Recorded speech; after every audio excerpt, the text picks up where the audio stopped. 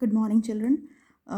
हमने electromagnetic induction में flux तक कर लिया था कि फ्लक्स को हम फाई से डिनोट करते हैं और जब आप फ्लक्स को चेंज करोगे विद रिस्पेक्ट टू टाइम तो एक करंट इंड्यूस होगा that will be termed as induced current and induced currents definition that came last year in board exam for 1 mark question. So this is an important one liner question. What do you mean by induced current? So induced current definition I am repeating again. The type of current which is produced in a conductor due to some change in magnetic field lines or magnetic flux related to that circuit that we have done. So अब हमें ये देखना है कि how that flux can be changed. We have read that flux can be changed and with respect to time, if it keeps on changing, then current will be induced. Now the question arises how this flux can be changed, means how the number of magnetic lines of force can be changed. This I have shown you in that activity also कि magnetic lines को change करने के हमारे पास कुछ तरीके होते हैं. So let us start with first case in which we are taking a simple circuit consisting of a loop, a coil, and it is fitted with galvanometer. Galvanometer is simply a device just like your voltmeter or ammeter. So from your book you can check this out. This is a typical galvanometer looks like. It is similar to that of similar to voltmeter and ammeter. The only difference is the needle points in the center in case of galvanometer, whereas in case of voltmeter and ammeter the needle lies at one of the corners. Means extreme आपको ये left side पे इसकी needle मिलेगी क्योंकि reading इस side ही जा सकती है बस. बट गैल्वेनोमीटर में जो आपका गैल्वेनोमीटर है वो लेफ्ट या राइट दोनों तरफ अपनी निडल को फ्लक्चुएट कर सकता है जस्ट टू शो दैट कि current is in which direction.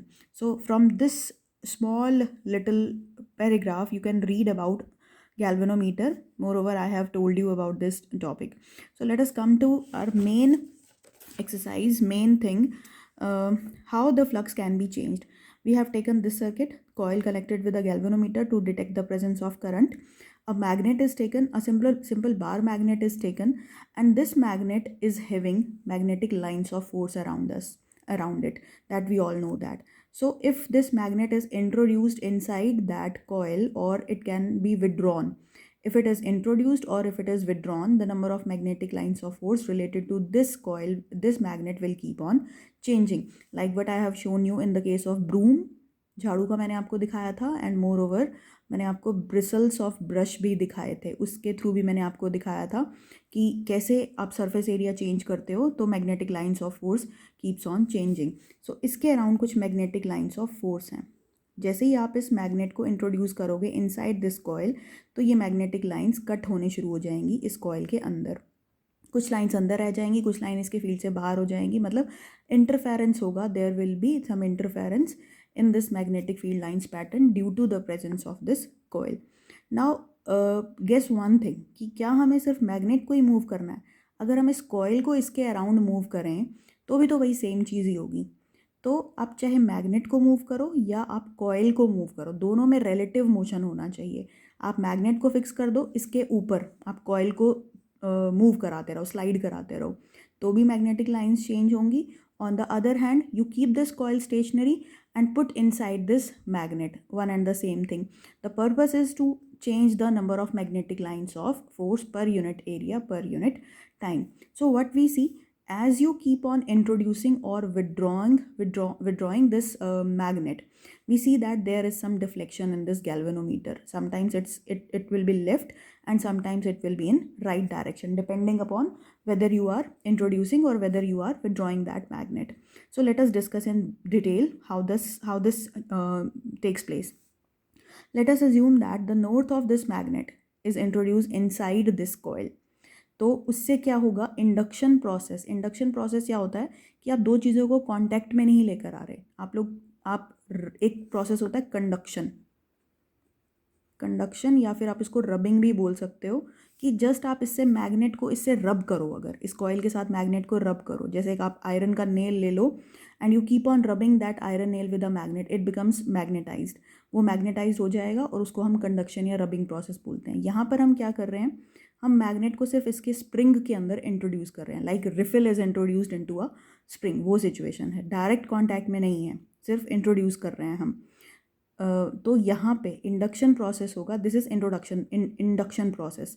सिर्फ हम इंट्रोड्यूस कर रहे हैं। तो यहाँ पर इस कॉर्नर पर, इस टर्न पर नॉर्थ पोलैरिटी डेवलप हो जाएगी और इसके ऑपोजिट पर साउथ। अगर हम इसको रब करते हैं तो यहाँ पर कंडक्शन प्रोसेस होगा, और कंडक्शन की प्रॉपर्टी क्या होती है कि अगर आप नॉर्थ पास लेकर आ रहे हो तो ऑपोजिट पोल यहाँ पर जनरेट हो जाता है। तो इंडक्शन और कंडक्शन में ये डिफरेंस होता है, एक तो कॉन्टैक्ट, नॉन कॉन्टैक्ट, और दूसरा पोलैरिटी का। ये मेन डिफरेंस है कंडक्शन और इंडक्शन। तो यहाँ पर नॉर्थ पोल डेवलप होगा। अब अगर मैं यहाँ से ऐसे सोचूं कि ये कॉइल है मेरा और नॉर्थ पोल मेरा डेवलप हुआ, इसका मतलब अगर मैं थंब रूल लगाऊं तो मेरे को इसको ऐसे पकड़ना पड़ेगा, इस तरह से पकड़ना पड़ेगा मेरे को, ताकि ये जो मेरी साइड है ये नॉर्थ रहे। तो मैंने इसको ऐसे पकड़ा हुआ है। तो करंट की डायरेक्शन कैसी आ रही है, मेरी फिंगर्स की डायरेक्शन कैसी आ रही है, डाउनवर्ड, डाउनवर्ड डायरेक्शन आ रही है।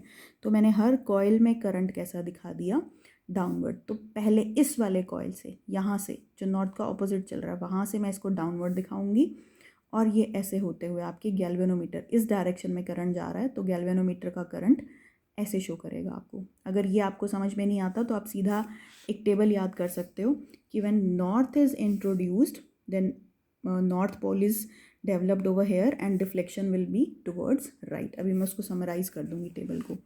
नेक्स्ट अब हम इसका उल्टा करते हैं। उल्टा करने में हम क्या कर रहे हैं, हम नॉर्थ पोल को विदड्रॉ कर रहे हैं। मैग्नेट अंदर थी पहले, now we are taking out the magnet. Magnet is withdrawn out of this coil. So north is withdrawn. So here south polarity will be developed. Introduce करोगे तो सेम पोलैरिटी आ जाएगी, विदड्रॉ करोगे तो ऑपोजिट पोलैरिटी आ जाएगी। अब हमने ये देखना है कि यहाँ पे साउथ है तो यहाँ पर नॉर्थ हो गया। कंडक्टर को होल्ड करो, नॉर्थ पोलैरिटी है, नॉर्थ हमारा थंब जो है वो इधर होना चाहिए नॉर्थ को रिप्रेजेंट करने के लिए। तो मैंने कंडक्टर को होल्ड किया और थंब मेरा इस तरफ हो ताकि ये नॉर्थ मेरा बना रहे। तो करंट की डायरेक्शन मैं देख रही हूँ कैसे जा रही है, अपवर्ड जा रही है।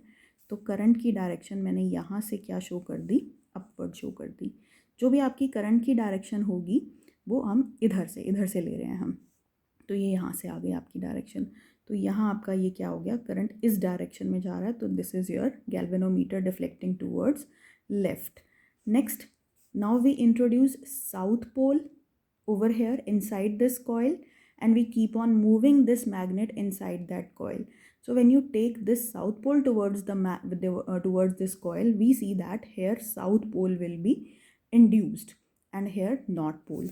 Now see that. So this is what I have drawn. South pole is introduced. जो pole introduce कर रहे हैं वही pole यहाँ पर develop हो जाएगा। South pole ही यहाँ पर develop होगा और यहाँ पर north pole रहेगा। अब दोबारा से हम वही अगर राइट हैंड रूल लगाएं तो यहाँ पर deflection will be towards your left. या फिर आप इसका उल्टा भी ले सकते हो कि जब आपने नॉर्थ को इंट्रोड्यूस किया था, नॉर्थ इन था, तो नॉर्थ ही डेवलप हुआ था यहाँ पर, और जो आपकी डिफ्लेक्शन थी वो थी टूवर्ड्स राइट। अगर आप साउथ को इंट्रोड्यूस कर रहे हो तो डिफ्लेक्शन क्या हो जाएगी, टूवर्ड्स लेफ्ट। तो याद करने का एक तरीका तो ये है कि आप डायरेक्ट रूल लगाओ, या फिर आप इन केसेस में से एक केस याद रख लो कि नॉर्थ को आपने इंट्रोड्यूस किया तो deflection will be towards your right. उसके अकॉर्डिंग सारे केसेस चेंज हो जाएंगे। मैं उसको भी टेबुलेट करती हूँ। Next is now introduce, now we have to do magnet is already inside. We keep on moving this magnet inside this conductor. Now we are going to remove this south pole facing magnet outside this coil. So when we remove this south pole from this magnet having south pole from this coil, we see that here now north pole will be generated and here south pole, and obviously the reading of deflection, the needle's deflection will get changed. Earlier it was in this direction, now it turned to right direction. Now one interesting case is कि if you keep this magnet stationary inside the coil, then what happens?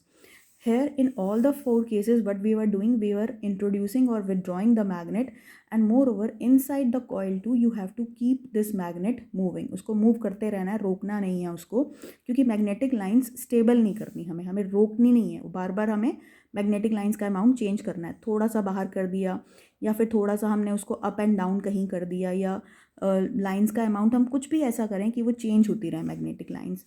तो अगर मैं यहाँ पर magnet को बीच में रोक देती हूँ तो उससे क्या होगा, मैग्नेटिक फील्ड लाइंस चेंज होना बंद हो जाएंगी। फॉर एग्जांपल अगर यहाँ पे 10 लाइंस कट हो रही थी तो वो 10 की 10 लाइंस स्टेबल हो जाएंगी और ज़्यादा चेंज नहीं होगी मैग्नेटिक लाइंस। सो फ्लक्स का change equals to zero with respect to time. That means induced current will also get zero. So in that case, current will not be generated in this galvanometer and there will be no deflection. So one main criteria is you keep on moving the magnet, either magnet or the coil, with respect to each other. There must be some motion in between these two things. If there is no motion, then there will be no induced current. So this is one important question कि कब current induce नहीं होगा। इस case में नहीं होगा, और भी हम केसेस देखते हैं अभी और कब नहीं होगा। उससे पहले मैं ये 4 केस आपको टेबुलेट करके बताती हूँ। सो यहाँ ये मैंने टेबुलेट कर दिया है कि अगर आप कौन सा पोल इंट्रोड्यूस करते हो या विड्रॉ करते हो तो इस कॉइल के इस पी एंड पर कौन सी पोलैरिटी डेवलप होगी और डिफ्लेक्शन इन गैल्वेनोमीटर कहाँ होगा। तो इंट्रोड्यूस किया जब हमने यहाँ पे नॉर्थ पोल तो polarity will be north, polarity will be north, और नॉर्थ की तरफ ही इधर ही डिफ्लेक्शन होगा तो deflection will be towards right.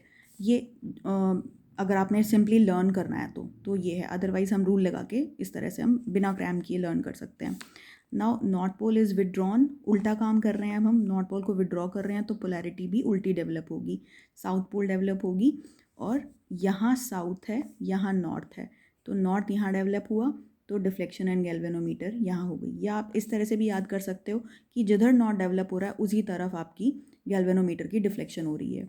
और यहाँ पे आपका साउथ आपने इंट्रोड्यूस किया, अब आप साउथ नॉर्थ इस तरह से मैग्नेट को लेकर आ रहे हो, साउथ इधर इंट्रोड्यूस कर रहे हो तो यहाँ पर भी साउथ पोल डेवलप हो रहा है, साउथ डेवलप्ड, यहाँ पे साउथ है तो नॉर्थ कहाँ डेवलप हुआ यहाँ, ऑब्वियसली गैल्वेनोमीटर की डिफ्लेक्शन भी कहाँ हो गई, यहाँ पर डेवलप हो गई।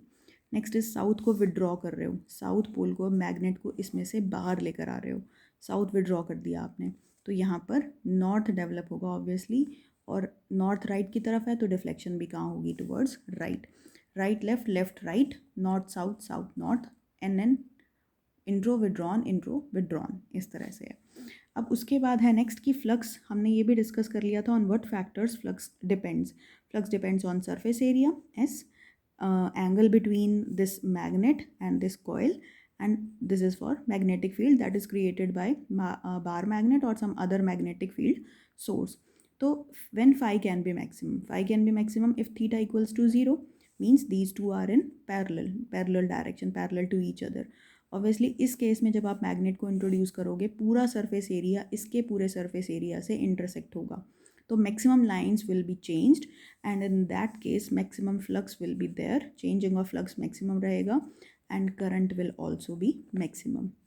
And when can current be minimum, that also we have initiated, that we have discussed earlier also, if theta equals to 90 degree, like in this situation अगर coil बहुत बड़ी हमने ली है और एक magnet बहुत छोटी सी है तो magnetic lines इस केस में बहुत ज़्यादा change नहीं होंगी। Obviously mathematically also you can say that कि theta 90 means cos 90 equals to 0, so flux B S cos theta will be equals to 0. No current will be induced, or if the current is induced then that will be negligible in amount. So this is how the concept of EMI can be understood. So जो आपने अभी पढ़ा सारा, that is all about self induction. What does self induction means? कि the flux linked with a coil is changed, and in that same coil your current will be induced. मतलब जिस coil से related flux change हुआ है, जिस coil में आपने flux change किया है, इस कॉइल के साथ इस मैग्नेट का फ्लक्स चेंज हुआ और करंट भी कहाँ जनरेट हो रहा है, इसी कॉइल के अंदर जनरेट हो रहा है, तो this is self induction.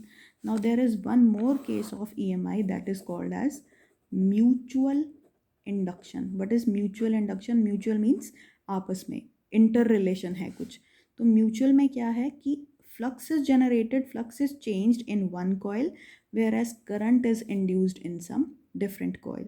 So let us see how that happens.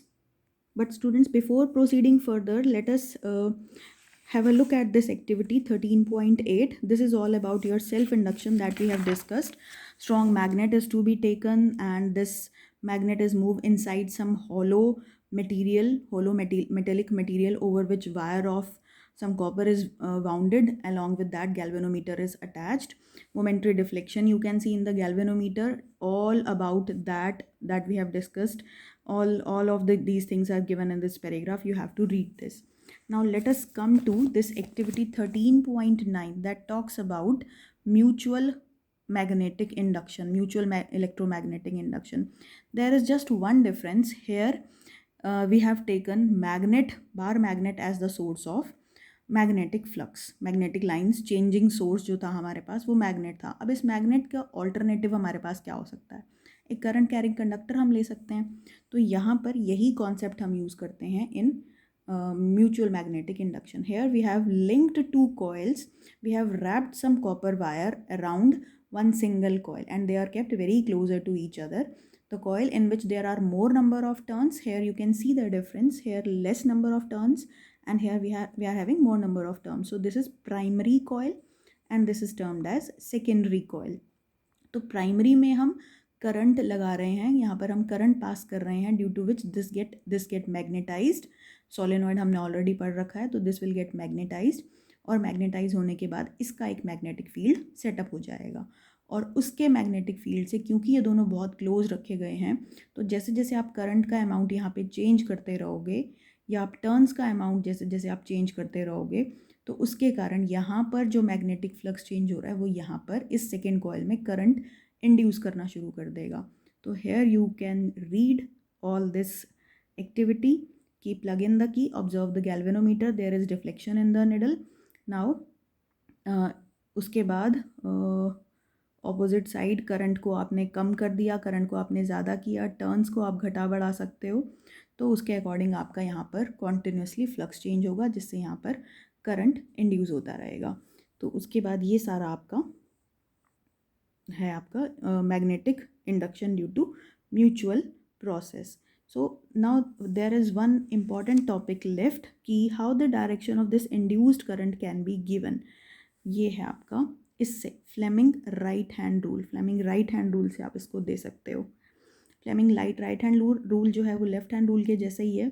Left में आप लेफ्ट हैंड यूज़ करते थे, ऑब्वियसली इसमें हमने राइट हैंड यूज़ करना है. कन्वेंशंस वही हैं कि हमने राइट हैंड को स्ट्रेच किया ताकि आपका थंब, फोर फिंगर और मिडल फिंगर तीनों परपेंडिकुलर हों, जैसे हमारे रूम के कॉर्नर के एक्सिस मैंने आपको दिखाए थे. जो थंब है आपका वो मूवमेंट ऑफ कंडक्टर देगा या फिर करंट की डायरेक्शन देगा आपको, फोर्स की डायरेक्शन देगा. Magnetic field, forefinger magnetic field और सेंट्रल फिंगर वही करंट. कन्वेंशन सेम है बट हैंड हमने ऑपोजिट कर दिया. वही mother, father, child, M for motion और फोर फिंगर फील्ड और सी फॉर करंट. तो यहाँ से आप करंट की डायरेक्शन फाइंड आउट कर सकते हो. और स्टेटमेंट आपकी ये आ जाएगी यहाँ पर. ये है आपकी फ्लेमिंग्स राइट हैंड रूल की स्टेटमेंट. स्ट्रेच से लेकर perpendicular to each other, this to be struck off if the forefinger indicates, and this rule is called as simply Fleming right hand rule. Now there is one question related to this. Explain different ways to induce current in a coil. One is self-induction, other is mutual induction. If this question comes as 5-mark question, then you have to explain the activities. Both activities you have to explain, whether magnet is used or some coil is used to induce the current. Next topic is electric generator. This is now not in the syllabus. So we are done with this EMI topic.